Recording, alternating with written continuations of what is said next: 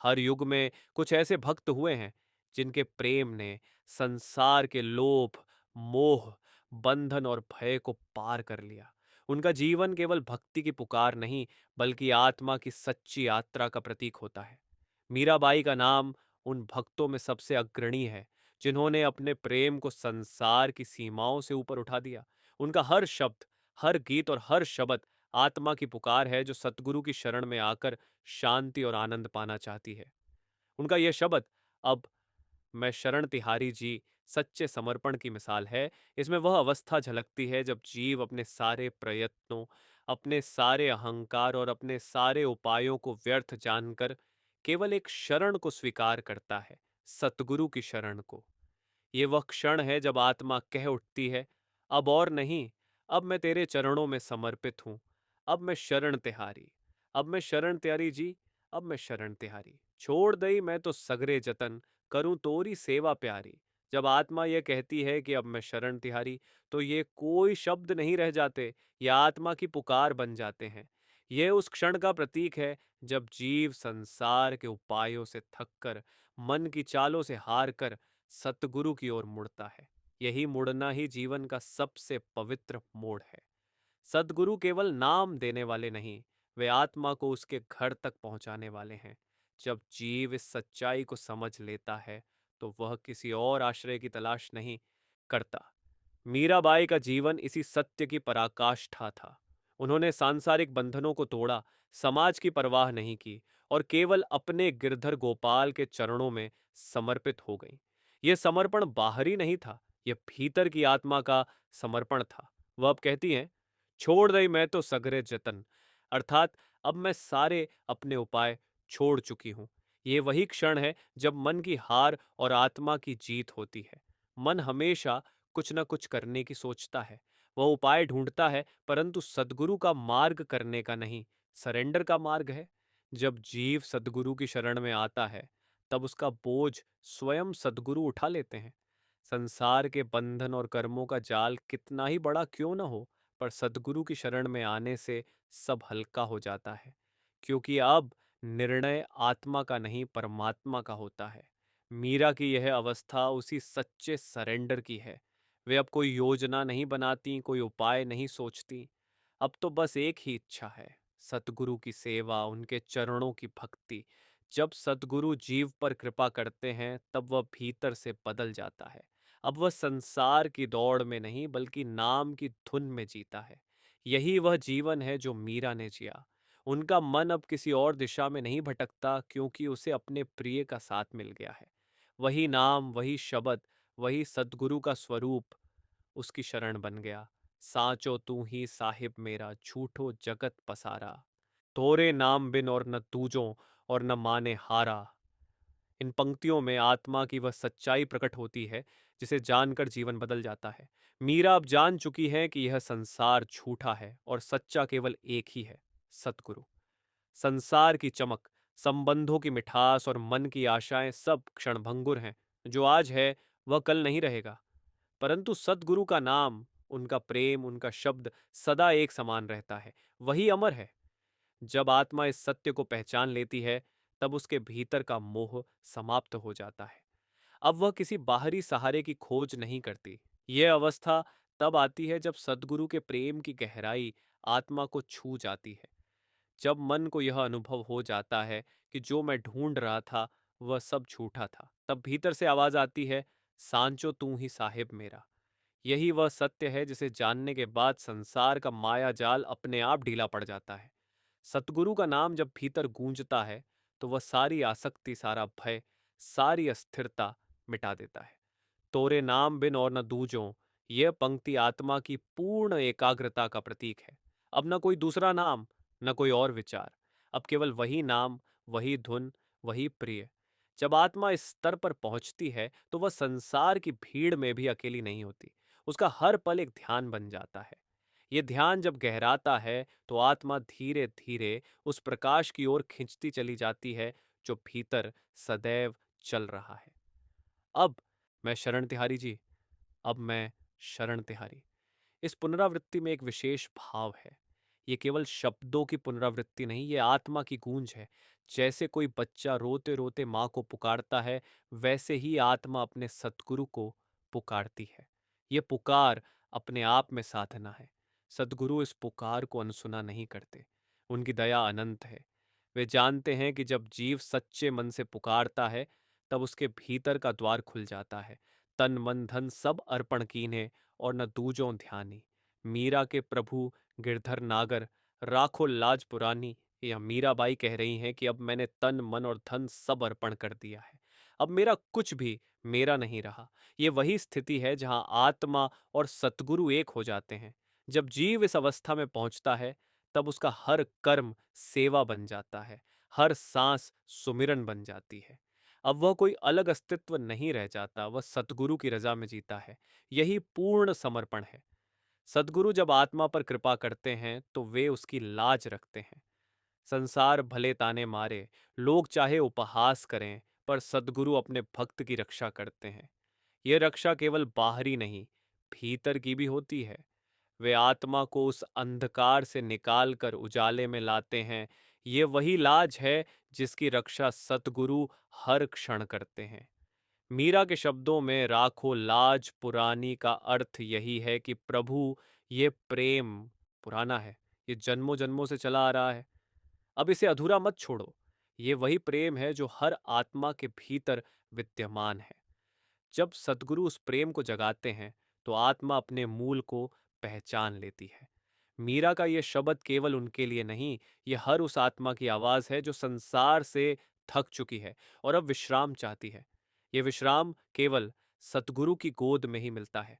संसार की गोद में अशांति है, मन की गोद में भ्रम है, पर सदगुरु की गोद में अमन है, शांति है, नाम का आनंद है। जब हम मीरा के इस शब्द को सुनते हैं, तो ये केवल एक गान नहीं रह जाता, ये आत्मा की अपनी पुकार बन जाता है। ये हमें याद दिलाता है कि हमने भी कभी यह प्रतिज्ञा की थी, अब मैं शरण तिहारी, पर हम भूल गए, संसार में उलझ गए। सद्गुरु बार बार हमें पुकारते हैं कि आओ, लौट आओ, ये संसार तुम्हारा घर नहीं है।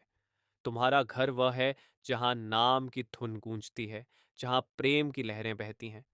जब जीव सतगुरु की शरण में सच्चे मन से आता है, तो भीतर एक गहराई खुलती है। वह अनुभव करता है कि अब कोई भय नहीं, अब कोई चिंता नहीं। जैसे एक बच्चा माँ की गोद में सुरक्षित महसूस करता है, वैसे ही आत्मा सतगुरु की शरण में विश्राम पाती है। यही वह सुरक्षा है जिसकी खोज हम सब करते हैं। मीरा का यह शब्द हमें यही सिखाता है कि आत्मा की मुक्ति किसी तर्क या कर्मकांड से नहीं होती, बल्कि सद्गुरु की शरण से होती है। जब आत्मा समर्पित हो जाती है, तब उसके सभी बंधन अपने आप ढीले हो जाते हैं। मन अब और छल नहीं कर सकता, क्योंकि आत्मा अब सतगुरु की निगरानी में है। मनुष्य के जीवन में जब तक अपने बल का अहंकार रहता है, जब तक यह लगता है कि मैं सब संभाल लूंगा, तब तक परमात्मा की कृपा दूर ही रहती है। लेकिन जिस क्षण वह स्वीकार कर लेता है कि हे प्रभु, अब मैं असहाय हूं, तू ही मेरा सहारा है, उसी क्षण उसके जीवन में एक नई ज्योति का आरंभ होता है। मीरा ने यह रहस्य जाना था कि संसार के सब संबंध क्षणभंगुर हैं, कोई भी सदा साथ नहीं देता। इसलिए उन्होंने कहा, छोड़ दई मैं तो सगरे जतन, करूं तोरी सेवा प्यारी। यही वाक्य एक साधक के लिए जीवन का सार है। जब आत्मा परमात्मा की शरण में जाती है, तब संसार का मोह, माया की खींच धीरे धीरे मिटने लगती है। पहले मन को यह लगता है कि यह त्याग कठिन है, परंतु जब नाम की मिठास भीतर उतरने लगती है, जब भक्ति का रस मन में बहने लगता है, तब संसार की चीजें फीकी लगने लगती हैं। यह परिवर्तन अचानक नहीं होता, यह निरंतर सुमिरन और ध्यान से आता है। संतजन कहते हैं कि जब तक मन इधर उधर भागता रहेगा, तब तक सच्ची शरणागति नहीं हो सकती। मीरा की भक्ति में यही सच्ची तड़प है। उन्होंने कहा था, सांचो तू ही साहिब मेरा, झूठो जगत पसारा। कितना सरल और कितना गहरा वचन है। सारा संसार एक नाटक है, एक भ्रम है, पर जो सच्चा है वह केवल वही है जो भीतर विराजमान है। वही साहिब है, वही गिरधर नागर।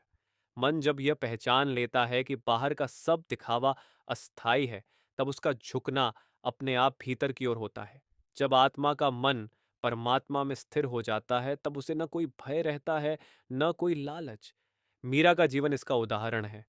उन्होंने राजमहल छोड़ा, वैभव छोड़ा, सम्मान छोड़ा, पर भीतर जो आनंद मिला वह अनमोल था। उन्होंने प्रभु की सेवा को अपना जीवन बना लिया। जो आत्मा इस मार्ग पर चल पड़ती है, वह फिर पीछे नहीं देखती। भले ही संसार उसे पागल कहे, लेकिन वह तो अपने भीतर की दुनिया में रम जाती है। संतजन समझाते हैं कि शरण लेना मतलब केवल शब्दों में कहना नहीं, बल्कि जीवन से जीना है। जब हम हर परिस्थिति में, हर दुख सुख में, हर निर्णय में प्रभु को आधार मान लेते हैं, तब शरणागति सच्ची होती है। जब मनुष्य यह स्वीकार कर ले कि जो भी हो रहा है वह उसकी मर्जी से हो रहा है, तब दुख का बोझ हल्का हो जाता है। मीरा ने यही कहा, तोरे नाम बिन और न दूजों और न माने हारा। यह वाक्य आत्मा की पूर्ण निर्भरता को दर्शाता है।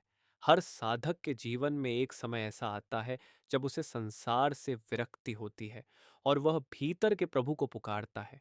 उस क्षण उसकी पुकार में मीरा जैसा भाव आ जाता है, अब मैं शरण तिहारी जी। जब यह भाव सच्चा हो, तब प्रभु दूर नहीं रहते। वह भीतर ही भीतर आत्मा को अपने प्रेम में डुबो देते हैं। बाबा जी अक्सर समझाते हैं कि जब मन थक जाता है, जब संसार का आकर्षण टूट जाता है, तब आत्मा अपने असली घर की ओर लौटने के लिए तैयार होती है। लेकिन उस मार्ग पर कदम बढ़ाने के लिए हमें सच्चे सतगुरु की शरण लेनी पड़ती है।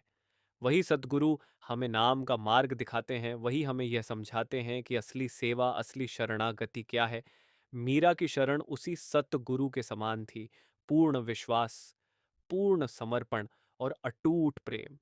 कहते हैं कि जब मीराबाई मंदिर में जाकर गाती थीं, तो लोग उनका मजाक उड़ाते थे, परंतु वह मुस्कुराकर कहती, जो गिरधर के प्रेम में डूब गया, उसे जग क्या कहे। उनकी दृष्टि संसार की निंदा से ऊपर उठ चुकी थी। यही वह अवस्था है जब आत्मा को कुछ भी दुख नहीं देता, क्योंकि वह भीतर के रस में डूबी रहती है। शब्द कहता है, तन मन धन सब अर्पण कीन्हे और न दूजों ध्यानी। जब आत्मा का समर्पण पूर्ण हो जाता है, तब वह अपने तन, मन और धन तीनों को प्रभु के चरणों में अर्पित कर देती है। इसका अर्थ यह नहीं कि संसार छोड़ देना है, बल्कि यह कि मन का केंद्र बदल जाता है।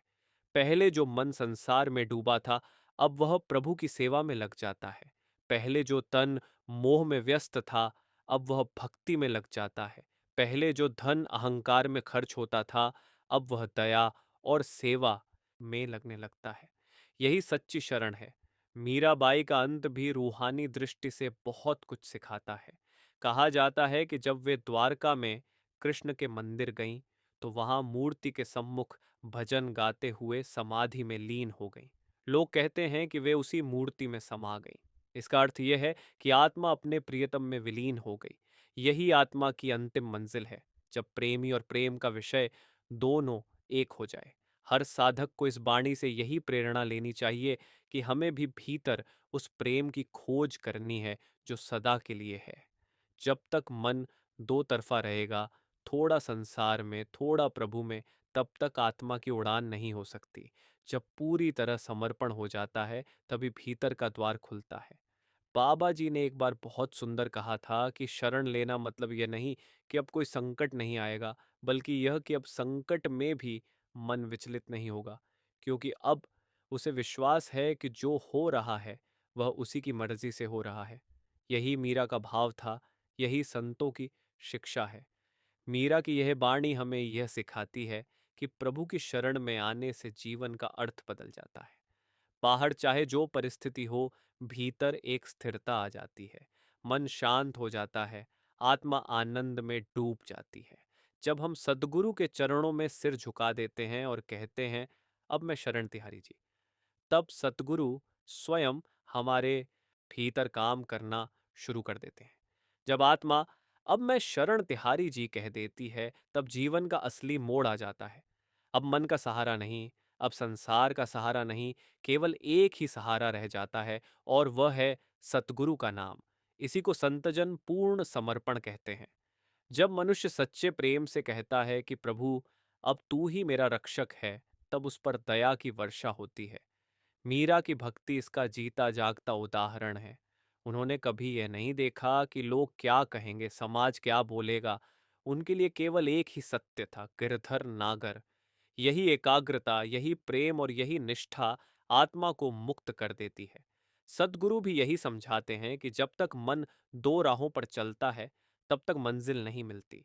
लेकिन जिस दिन मन सच्चे अर्थों में झुक जाता है और भीतर से पुकार उठता है, अब मैं शरण तिहारी जी, उसी दिन प्रभु भीतर उत्तर देते हैं। वह आवाज बहुत सूक्ष्म होती है, पर वह आत्मा को भीतर से बदल देती है। सच्ची शरण वही है जहां कोई शर्त नहीं, कोई मांग नहीं, बस प्रेम और विश्वास। जब आत्मा यह कहती है कि मेरा सब कुछ तेरे हवाले, तब सद्गुरु उसे संभाल लेते हैं। फिर चाहे संसार कितना भी कठिन क्यों न हो, भीतर एक अजीब सी शांति रहती है। यही शांति मीरा को मिली थी। यही शांति हर भक्त को मिल सकती है। अंत में मीरा का यही संदेश है कि संसार के हर सहारे टूट सकते हैं, पर सद्गुरु का सहारा कभी नहीं टूटता।